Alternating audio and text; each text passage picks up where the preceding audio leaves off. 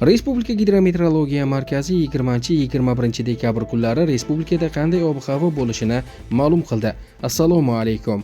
Kanalimizni birinchi bor ko'rib turgan yaxshi insonlardan kanalimizga obuna bo'lishlarini va videoga like bosishlarini so'rab qolamiz.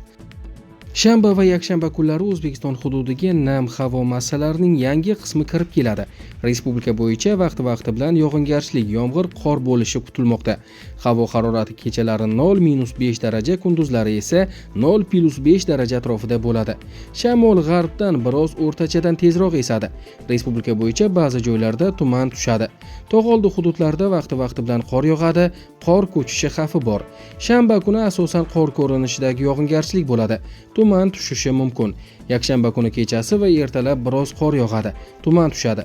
Kunduzi yog'ingarchilik kutilmaydi. Kuchsiz shamol esadi. Harorat kechasi va kunduzi -2-+3 daraja atrofida bo'ladi.